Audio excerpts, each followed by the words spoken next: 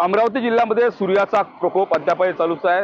मी सध्या अमरावती शहरातील welcome point परिसरामध्ये या ठिकाणी जर पाहिलं तर सकाळपासून कडक अशी ऊन या ठिकाणी तपलेलं आहे। जर पाहिलं तर कालपासून जर पाहिलं तर नवतपाला सुरुवात झालेली आहे। या नवतपाच्या काळामध्ये जर पाहिलं तर प्रचंड असा उन्हाचा तडाखा जो अमरावतीमध्ये असणार आहे।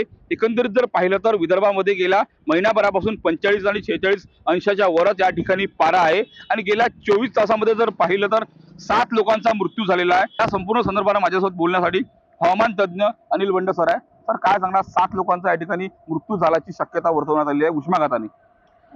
गेल्या 8-10 दिवसापासून अमरावतीमध्ये वातावरण कोरडे आहे, पाऊस पडत नाही आणि सूर्याची किरणे लंबरूपाने येत असल्यामुळे सध्या उष्णतामान हे वाढलेले आहे। तसेच सगळीकडे वातावरण शुष्क झालेले असून हिरवळ कमी झालेली आहे। त्याच्यामुळं आणि प्रदूषणामुळं तापमान हे उत्तरोत्तर वाढत चाललेले असून गेल्या 15 दिवसापासून ते 45 डिग्री 46 डिग्री तसेच 47 डिग्रीपर्यंत गेलेले होते।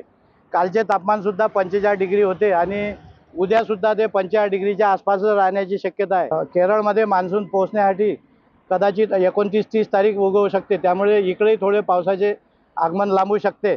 परंतु 28 तारखेनंतर निर्माण होणाऱ्या परिस्थितीमुळे 29, 30, 31 या 2-3 दिवसात किंवा त्यानंतरसुद्धा विदर्भात तुरळक ठिकाणी हलका फुलका पाऊस पडू शकतो, धूळ वादळं येऊ शकतात, त्यामुळे तापमानात घट येण्याची शक्यता आहे। गेल्या 2-3 दिवसात जर पाहिलं तर 2-3 दिवस आगामी 2-3 दिवसांमध्ये कुठल्याही प्रकारे उन्हापासून अमरावतीकरांना मात्र दिलासा मिळणार नाही।